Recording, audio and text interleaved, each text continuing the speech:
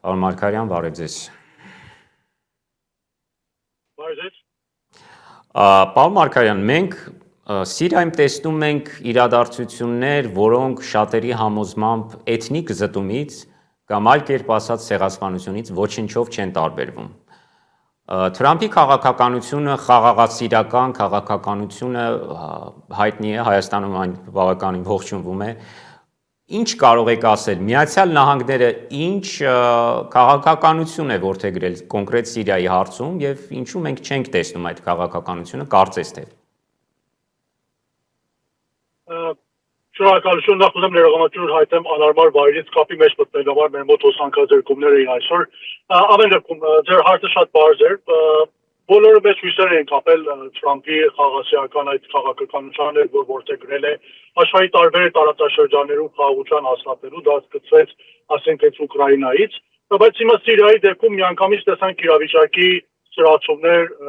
տեղի ունենան։ Կարծում եմ մի տեսակ քանի որ Միացյալ Նահանգների ուշադրությունը հավանաբար շեղված էր այդ տարածաշրջանից, բոլորը այն պատկերացումն ունեին, որ իրավիճակը արդեն խաղաղվել է այդտեղ, ամեն դեպքում իշխանություն կա հաստատված եւ վտանգը վերացած է մոտավորապես, կարծեմ այդ թերացում, որ եղավ միջազգային հանրության կողմից, այդ զինյալ խմբեր օգտագործեցին, որպեսզի կարողանան այդ էթնիկ զտումը իրականացնել։ Այն ինչ որ մենք ականատես եղանք պատկերները, որ կային ցավալիորեն, բոլորը վկայում են շատ լուրջ այդպես բարի ստական իմաստով էթնիկ զտման, ցեղասպանության իրականացման մասին 21-րդ դարում, ինչը իսկապես աններելի եւ ընդհանրապես աններելի երևույթ է։ Եվ այս փոփոխությունին ներկայացնում նաեւ միջազգային հարության պահած լռությունն էր, որ մեզ համար տարօրինակ է։ Մենք ամեն ինչ չպետք է նաեւ Թրամփից խնդրենք, այսինքն Թրամփը չի եկել ամբողջ աշխարհը բրկելու համար, մեջնաշորեն ունի իր առաջնահերթություն։ Բայց այս կապակցությամբ ինձ համար տարօրինակ էր միջազգային հանրության անտարբերություն այդ մի քանի օրյա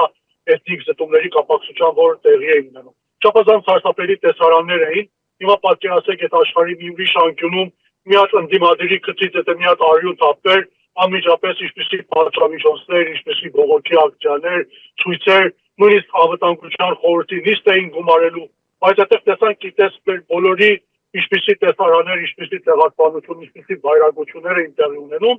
եւ միջազգային հանրությունը ընդհանրապես բավարարվեց ցավ հայտնելով, դժգոհություն հայտնելով, մտահոգություն հայտնելով, եւ նույնիսկ նույնիսկ անվտանգության խորհրդի նիստ չհավիրվեց, որպեսզի քննարկվի կամ այդ մարդկանց, ովքեր պատասխանատու են դրա համար, նրանց պատասխանատվության կանչեն։ Հիմա ինչպես Տիկին Պողիկյանն նոր լսեցինք, օրվա իշխանությունները հանձնաժողով են այդպես ստեղծել, պետք է հետաքննություններ անցկացնել, հույսով վիճակը կանդարտվի եւ այս ցեղասպանության էթնիկ զտման պատասխանատուները ուրեմն ես պատիժը կկրեն, բայց ամեն դեպքում հիմա այս իրավիճակը որ կա դու Թրամփի հարցը տվեցիք, ասում եմ հիմա առաջնահերթությունները բավական շատ են, ես կարծում եմ այդ առիթը որ կա ստեղծվել էր ուշադրությունները ինչ-որ ուրիշ կողմ շեղված լինելու պատճառով, նաեւ այդտեղ փորձ կատարվեց վերջնականապես այդ խնդիրները որ կա Սիրիայում այդ բաժնում այդ հատվածում լուծելու եւ դժբախտաբար ականատես եղանք այդ ամեն ինչ։ Պարոն Մարգարյան, ես այստեղ պետք է հակադարձեմ այն իմաստով, որ առնվազն Հայաստանում կա նման տպավորություն Միացյալ Նահանգների նկատմամբ, որ դա այն երկիրն է, այն գերտերությունն է, որը միաժամանակ կարող է զբաղվել մի քանի հակամարտության լուծմամբ, ինչու՞ չէ, ստեղծմամբ, առաջացմամբ, ինչպես ասում են։ Արդյոք դա է պատճառը, որ այստեղ Միացյալ Նահանգների ջանքերը մենք չենք տեսնում, թե Թուրքիան է պատճառը։ Անշուշտ Թուրքիայի գործոնը այստեղ չի կարելի հանդես, որտեղ այդ զինյալները, ովքեր այդ ցեղասպանությունը, այդ էթնիկ զտումը իրականացնում էին, անվիճելիորեն կապակցված են Թուրքիայի հետ, իրենց ռանգները այնտեղից են ստանում, եւ այդ խնդիրը ուղղակի Թուրքիայի կողմից է դրված ալավիների խնդիրը այդտեղ փակելու եւ խնդիրը միանգամից այդպես լուծելու, որպես հնարավորություն չլինի այդ մտահոգություն չստեղծեն այդ մարդիկ։ Թուրքիայի գործոնը անշուշտ չի կարելի հարցում անտեսել, բայց մենք ասում ենք հույսեր են կապում էսի 100% որ ամեն ինչը պիտի Թրամփը գա մեզ համար լուծի, դա էլ կարծում եմ մի փոքր շատ մեծ ակնկալի կամ այն դեպքում Միացյալ Նահանգները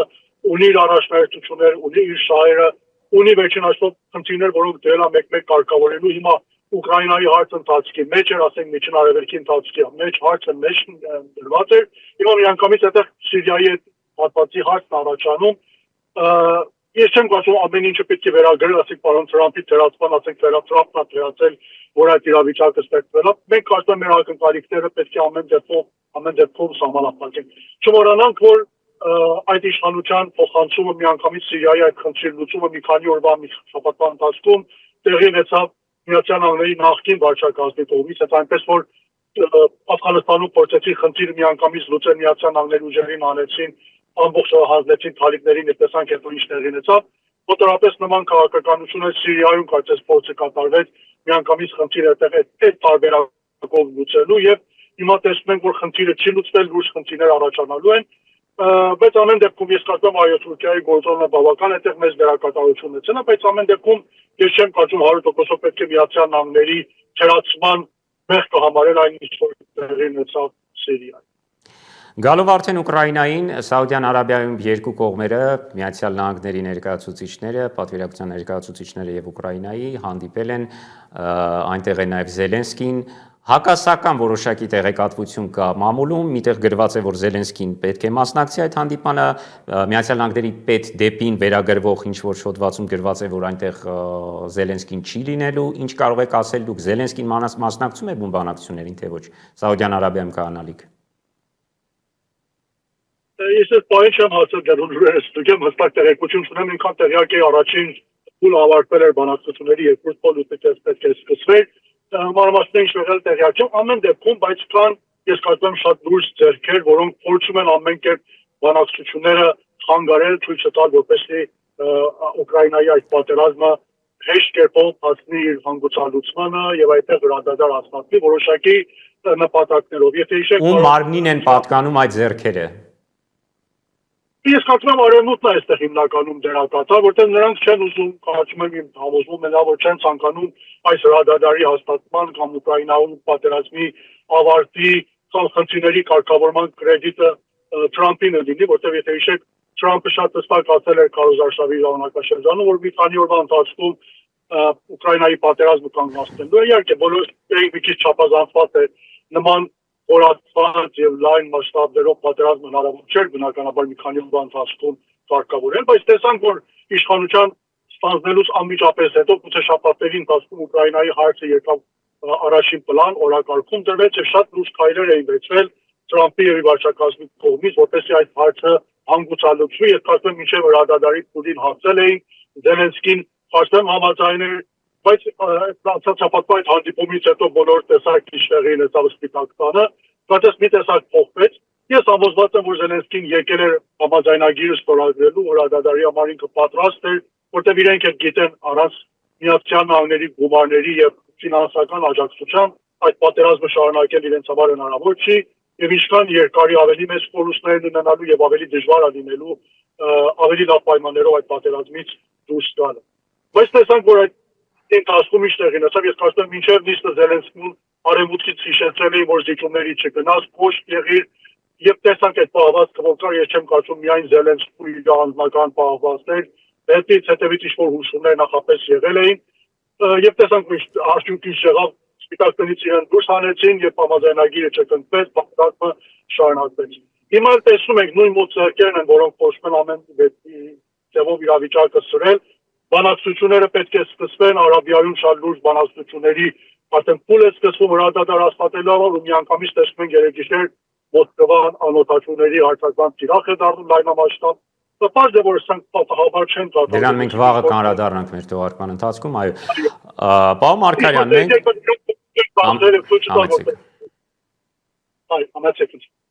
Միացյալ Նահանգների նախագահի բանագնացը Սթիվ Ուիթքոֆը ասել է, որ Դոնալդ Թրամփը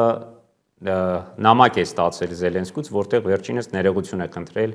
կատարվածի համար, Հովալաձև ուրեմն սենյակում կատարվածի համար։ Դուք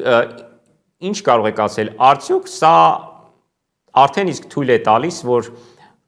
տալիս հասկանալ, որ Զելենսկին որոշակի զիջման արդեն իսկ պատրաստ է։ Զելենսկին ինքը որոշակի զիջման ոչ թե ամբողջական զիջման կգնար, եթե միայն որոշողը ինքը լիներ, բայց ասում եմ, թե ցիկունքում մարդիկ անգամ ուժեր կան արևմուտքից, հատկապես Ֆրանսիա, մյուսներ, որոնք չեն ցանկանում այդքան հեշտ կամ հեշտությամբ այս իրավիճակը կարգավորվի կամ հանգուցալուծվի, վիճակը սրում են։ Ամեն դեպքում այդ նամակը ես կարծում եմ գրված պետք է լինի, չեմ կարծում փաստը սխալ լինի, որտեղ իրենց պայմանը դա էր Միացյալ Նահանգները, որ եթե ցանկանում եք վերադառնալ բանակցության սեղանին, եթե ցանկանում եք ունենալ Միացյալ Նահանգների աջակցություն, ամեն դեպքում այդ ներողությունը, այդ զղջումը պետք է արտահայտվի եւ կարծում եմ Զելենսկին հենց դա է արել, որտեղ ամեն դեպքում հենց այս փուլում են բոլորը արդեն գիտակցում են, որ առանց Միացյալ Նահանգների լուրջ ներգրավվածության, ֆինանսական օժանդակությունների հնարավոր չի այս պատերազմը կասեցնել եւ որքան որ ավելի երկարի, որքան որ ավելի ձգվի, բնականաբար դրանից դժոխ հենց առաջին հերթին դինելու է Ուկրաինան, մարդկային կորուստներ, տարածքային կորուստներ, շատ հստակ կերպով եթե չեմ սխալվում Միացյալ Նահանգների կողմից հայտարարություններ եղավ արտոբիոն եղավ Ուկրաինան պիտի մոռանա այն տարածքներում վերականգնել ինչ-որ մինչև պատերազմը եղել ամեն դեպքում պարտավոր է լինելու տարածքային զիջումներ ունենալ եւ հիմա Զելենսկին շատ լավ գիտակցում որ եթե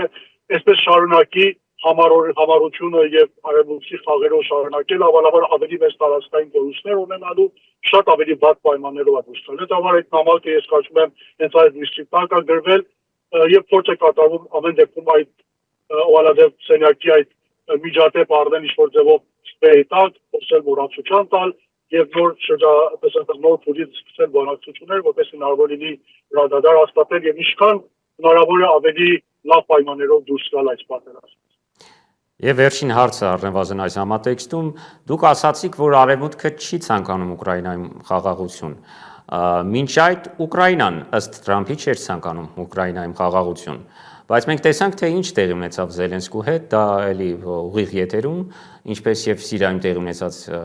տեղի ունեցածը։ Արդյոք մենք կտեսնենք նաեւ Թրամփ եւ եվրոպական այս կամ այն երկրի ներկայացուցիչի բանավեճը, կռիվը ուղիղ եթերում եւ նույն սցենարով, ինչ սցենարով որ տեսանք Զելենսկու դեպքում։ Չեմ բացառում, եթե իրավիճակը այդպես շարունակվի, մենք մի օր նաեւ նման բանավեճերի